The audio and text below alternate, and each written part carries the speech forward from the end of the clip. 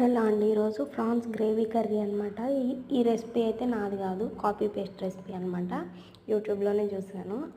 So ముందు ప్రాన్స్ని నీట్గా clean చేసుకొని నీచు వాసన లేకుండా ఉప్పు, కారం, పసుపు, ఆయిల్ వేసుకొని మ్యారినేట్ చేసుకొని పక్కన పెట్టుకోవాలి. ఇంతలోనే మిక్సీ జార్లో అల్లం, వెల్లిపాయ, మిరియాలు వేసుకొని కోర్స్గా గ్రైండ్ చేసుకొని పక్కన పెట్టుకోవాలి. కళాయిలో ఆయిల్ పోసుకొని ఆయిల్ హీట్ అయిన తర్వాత ఉల్లిపాయలు వేసుకొని ఉల్లిపాయలు కొంచెం మగ్గిన తర్వాత మనం ముందుగా పేస్ట్ చేసుకొని పెట్టుకున్న పేస్ట్ని వేసుకొని పచ్చి వాసన పోయిందాక మిక్స్ చేసుకోవాలన్నమాట. నెక్స్ట్ 1/2 kg ప్రాన్స్కి నేనైతే ఒక్కటే టొమాటో ప్యూరీ చేశాను. ఒక్క టొమాటోని ప్యూరీ చేసుకొని పచ్చి వాసన పోయి దాంట్లో నీరంతా పోయి ఆయిల్ పైకి తేలిందాక మనం కుక్ చేసుకోవాలన్నమాట.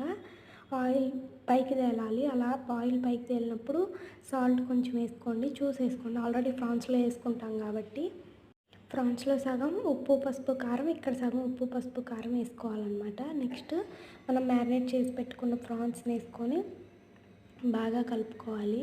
హై ఫ్లేమ్లో కలుపుకుంటే ఏంటంటే దాంట్లో ఉన్న వాటర్ అంతా త్వరగా వస్తాయి. వన్స్ వాటర్ వచ్చిన తర్వాత మీడియం ఫ్లేమ్ టు లో ఫ్లేమ్లో పెట్టుకొని ప్రాన్స్ని కుక్ చేసుకోవడమే.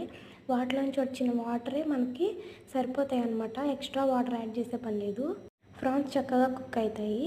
నెక్స్ట్ పచ్చిమిర్చి యాడ్ చేసుకొని కలుపుకోవాలి. నెక్స్ట్ పుదీనా, కొత్తిమీర వేసుకొని లాస్ట్లో పై మసాలా వేసుకొని దింపుకోవడమే. కర్రీ అయితే గ్రేవీగా మంచిగా అన్నంలో కలిసిద్ది.